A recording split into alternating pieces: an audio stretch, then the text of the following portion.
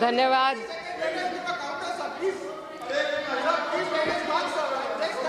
See, when your turn comes, you can counter it, no problem. No allegation. No, 1 second. No allegation is made against you. No allegation, nothing, madam.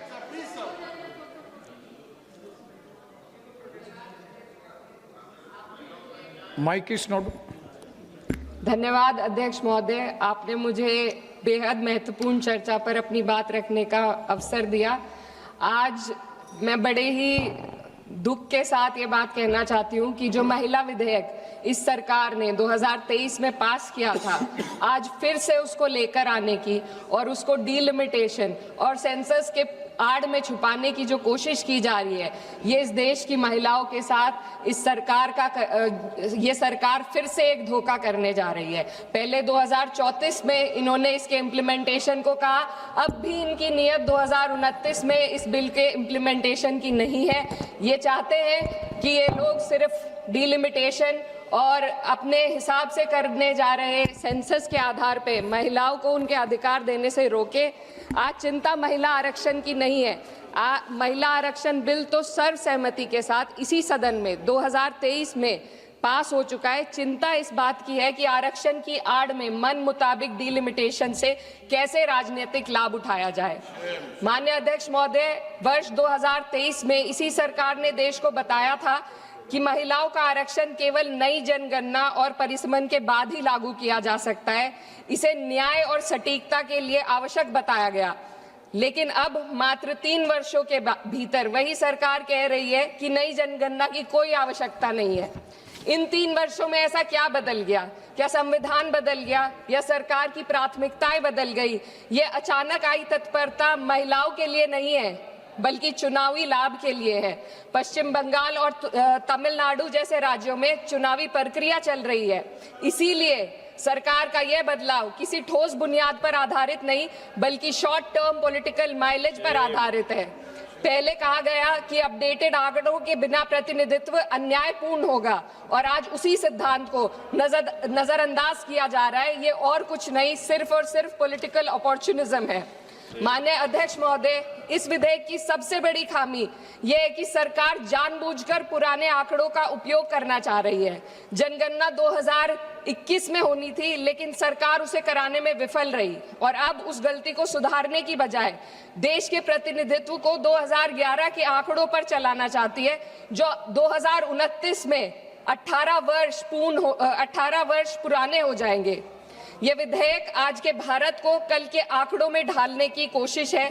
जब नीति लोगों को उनके वर्तमान स्वरूप में देखना बंद कर देती है और उन्हें पुराने समय के आधार पर आंकती है, तो वे केवल असत्य ही नहीं बल्कि अन्यायपूर्ण भी हो जाती है। माननीय अध्यक्ष महोदय, हमारा संविधान एक स्पष्ट ढांचा प्रदान करता है। आर्टिकल 82 ये सुनिश्चित करता है कि परिसीमन जनगणना के बाद हो, और आर्टिकल 81 और 170 ये सुनिश्चित करते हैं कि प्रतिनिधित्व जनसंख्या के आधार पर हो, ताकि हर वोट का सामान्य मूल्य रहे। लेकिन ये बिल सीधे एक व्यक्ति एक वोट के सिद्धांत को प्रभावित करता है। माननीय अध्यक्ष महोदय, स्थिति और चिंताजनक हो जाती है जब हम परिसीमन आयोग को दी जा रही शक्तियों का आकलन करते हैं। यह आयोग सीटों के आवंटन और निर्वाचन क्षेत्रों की सीमाएं दोनों का निर्णय करेगा, और सबसे महत्वपूर्ण बात यह है कि इस निर्णय को किसी भी न्यायालय में हम चुनौती नहीं दी जा सकती। इससे ऐसी स्थिति उत्पन्न होती है जहां सत्ता पक्ष पूरे देश के पॉलिटिकल मैप को अपने लाभ के लिए बदल सकती है, वे भी बिना किसी न्यायिक निगरानी के। इस शक्ति के दायरे को समझने की जरूरत है। आज सीमाएं तय करेंगी कि कौन किसका प्रतिनिधित्व करेगा, किस समुदाय की आवाज सुनी जाएगी और किसकी नहीं। महोदय, डेमोक्रेसी में पावर के साथ साथ चेक और बैलेंसेस होना बेहद जरूरी है।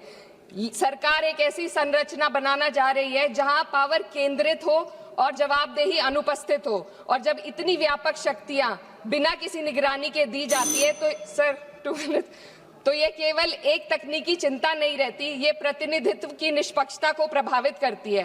माननीय अध्यक्ष महोदय, ये विधेयक लोकसभा की सदस्य संख्या को 50% बढ़ाने की बात करता है, लेकिन इतनी बड़ी वृद्धि संसदीय कार्य प्रणाली में किसी सुधार के इस सदन की प्रभावशालीता को कम कर सकती है। एक सदस्य के बोलने का समय घटेगा, समितियों के संचालन को कठिन हो जाएगा और छोटे दलों के लिए अपनी बात रखना और चुनौतीपूर्ण होगा। मेरी मांग है कि सरकार संसदीय सत्रों के नंबरों को भी बढ़ाने का पहले गारंटी दे। अध्यक्ष महोदय, मैं बहुत जरूरी बात रखना चाहती हूँ, 2 मिनट दीजिए। महिलाएं कोई होमोजेनियस ग्रुप नहीं है, ये एक समान एक रूप समूह नहीं है। उनकी वास्तविकताएं जात, वर्ग और सामाजिक पृष्ठभूमि से निर्धारित होती हैं। फिर भी यह विधेयक इस वास्तविकता को नजरअंदाज करता है और पीड़ित समुदाय, विशेषकर ओबीसी महिलाओं को पूरी तरह बाहर कर देता है, जो इस देश की बहुत बड़ी आबादी है। ये इस विधेयक की संरचना में एक गंभीर कमी है। सोचिए, एक ऐसी युवा महिला, सर 2 मिनट्स, जो पिछड़े वर्ग या अल्पसंख्यक परिवार से आती है, जो अपने घर में पहली बार पढ़ाई कर रही है, पहली बार घर से बाहर निकलकर सार्वजनिक जीवन का सपना देख रही है। उसके पास ना संसाधन है, ना नेटवर्क है, ना राजनीतिक समाधान है। बिना उपकोटे के वह इस व्यवस्था में कैसे पार्टिसिपेट करेगी जहां पहले से ही असमानताएं मौजूद है। ओबीसी उपकोटे के बिना इस आरक्षण का लाभ पहले से ही सुविधा संपन्न वर्ग तक ही सीमित रहेगा। वंचित समुदाय की महिलाओं को एक बार फिर हाशिए पर धकेल दिया जाएगा। अध्यक्ष महोदय, नेताजी स्वर्गीय मुलायम सिंह यादव जी ने हमेशा स्पष्ट रूप से कहा कि सामाजिक न्याय के बिना, ओबीसी कोटे के बिना महिला आरक्षण का लाभ सिर्फ एक सीमित दायरे तक रह जाएगा। मेरी इसी के साथ साथ कुछ मांगे हैं जो मैं इस सदन में रखना चाहती हूँ। महिला आरक्षण विधेयक की, sir, just too important. No, you have taken sir, just 7 too minutes. important. No, sir, 7. concluding. Already you have taken Sir, 7 just too minutes. important demands. No, you Sir, conclude just करो. too important demands. conclude करो ना. Delimitation और जनगणना के आंकड़ों को महिला आरक्षण विधेयक के साथ कोई संबंध नहीं है। यदि सरकार महिलाओं के आरक्षण को जनसंख्या के आंकड़ों से जोड़ने पर तुली है, तो आधी आबादी जिसे कहते हैं, महिलाओं को उनकी जनसंख्या हिस्सेदारी के साथ 48 से 39% आरक्षण देने का काम करे। महिला विधेयक को डिलिमिटेशन और सेंसस से डीलिंक करके 29 में लागू किया जाए। ओबीसी महिलाओं को आरक्षण दिया जाए। देश की रिलीजियस माइनॉरिटीज की महिलाओं को भी एक कोटा इसमें दिया जाना चाहिए और गरीब वर्ग की महिलाओं के लिए राज्य द्वारा चुनावी खर्च का प्रबंध किया जाए। Thank you.